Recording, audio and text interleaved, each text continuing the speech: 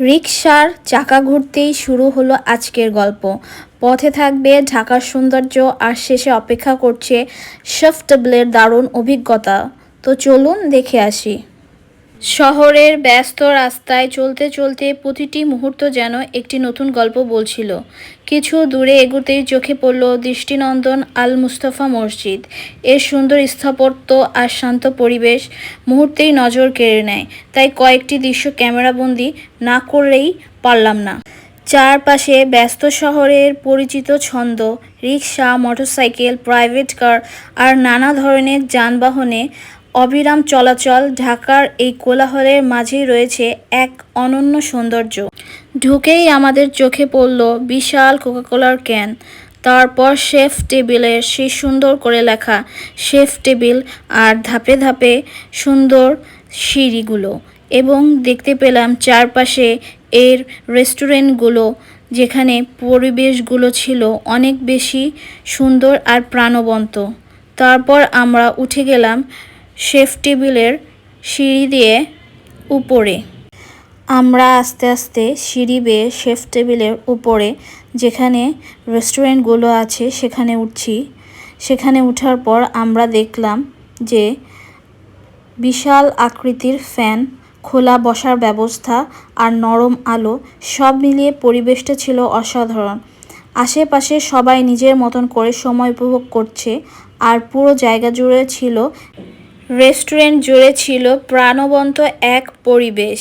হস্তশিল্পের সেই ছোট্ট দোকানটিতে ঢুকতেই যেন গ্রাম বাংলার ঐতিহ্য একসাথে ধরা দিল চোখের সামনে। পাট, চট আর প্রাকৃতিক উপকরণে তৈরি নানান হস্তশিল্পে সাজানো ছিল পুরো দোকানটি। টেবিল ম্যাট, গ্লাস রাখার কোস্টার, প্লেট রাখার সুন্দর প্লেসম্যাট, রঙিন শতরঞ্জি, আর দরজার সামনে বা ঘরে ব্যবহৃত করার পা মোছার ম্যাট। প্রতিটি জিনিসই ছিল কারিগরের নিখুঁত হাতের ছোঁয়া। শুধু ব্যবহারিক জিনিসপত্রই নয়, প্রতিটি পণ্যের ভেতরে যেন লুকিয়ে ছিল আমাদের ঐতিহ্য, সংস্কৃতি ও গ্রামীণ জীবনের এক টুকরো গল্প। এমন হস্তশিল্পের প্রতিটি সৃষ্টি মনে করিয়ে দেয় মেশিনের যুগেও মানুষের হাতের শিল্পের সৌন্দর্য কখনই হারিয়ে যায় না। এই জিনিসগুলো অনেক বেশি সুন্দর ছিল। এরপর আমাদের চোখ আটকে গেল এক মনোমুগ্ধকর জুয়েলারি দোকানে। চারিদিকে সাজানো ছিল নান্দনিক সব অলংকার, রঙিন চুড়ি, দৃষ্টিনন্দন গলার হার, আকর্ষণীয় কানের দুল, সূক্ষ্ম নাকের নথ আর নানা ডিজাইনের আরও অসংখ্য গয়না। প্রতিটি ডিজাইনই ছিল অনেক বেশি আকর্ষণীয়। চোখের সামনে বিস্তৃত সেই সৌন্দর্য বর্ধনকারী জলধারা যেন পুরো পরিবেশের প্রাণকেন্দ্র। স্বচ্ছ নীল টাইলসে মোড়ানো জলের বুকে ফোয়ারার জলরাশি ছন্দের তালে উপরে ওঠে, আবার ধীরে ধীরে নেমে আসছিল। চারিপাশে সাজানো প্রাকৃতিক পাথর, ইটের নান্দনিক ডিজাইন এবং সবুজ গাছপালা, সব মিলিয়ে জায়গাটি যেন এক জীবন্ত শিল্পকর্মে পরিণত হয়েছিল। ভিডিওর এই পর্যায়ে আমরা পৌঁছে গেলাম প্রথমা বইয়ের দোকানে। শহরের ব্যস্ততার মাঝেও এটি যেন এক শান্ত আলোকিত জগৎ। ভিতরে ঢুকতেই আমরা দেখলাম সারি সারি বই, উপন্যাস, ইতিহাস, কবিতা, শিশুতোষ সাহিত্য, প্রবন্ধ আর গবেষণাধর্মী গ্রন্থে ভরা এক সমৃদ্ধ সংগ্রহ।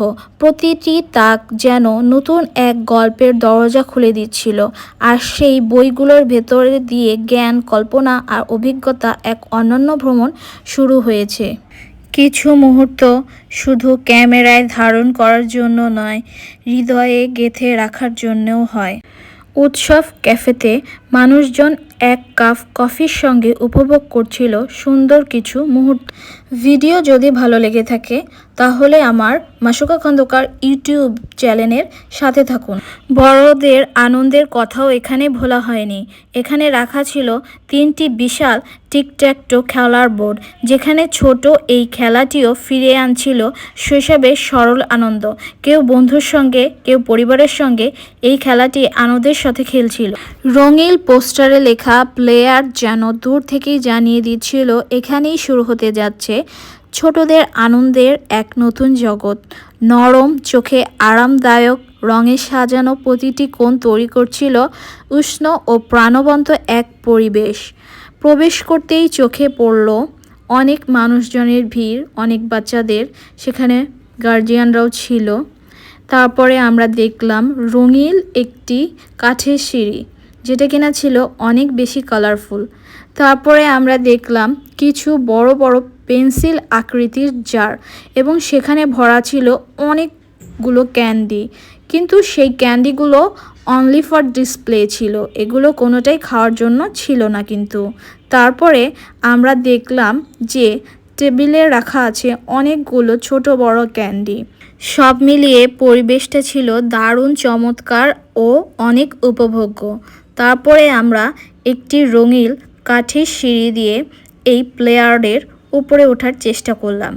উপরে ওঠার সময় দেখলাম যে সিঁড়িতে হরেক রঙের লাইটিং ছিল।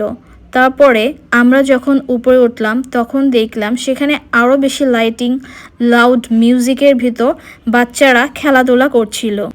শিশুদের চারিদিকে ছিল নরম ফোমের block, soft play area, slide এবং ক্লাইম্বিং জোন এবং নানা ধরনের খেলার আয়োজন।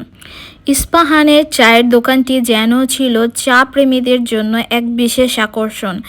এই দোকানের অন্যতম আকর্ষণ ছিল বর্তমানের বেশ জনপ্রিয় বোবাটি।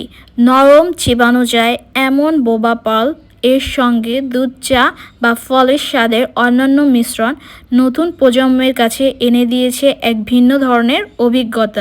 চারপাশে ছড়িয়ে থাকা চায়ের মনোমুগ্ধকর সুবাস মুহূর্তেই টেনে আনছিল দর্শনার্থীদের। সন্ধ্যার নাস্তার জন্য আমরা ডমিনোজের পিৎজা এবং চিকেন পপকর্ন খেলাম। তারপর পেস্ট্রির দোকানে গিয়ে পেস্ট্রি উপভোগ করলাম।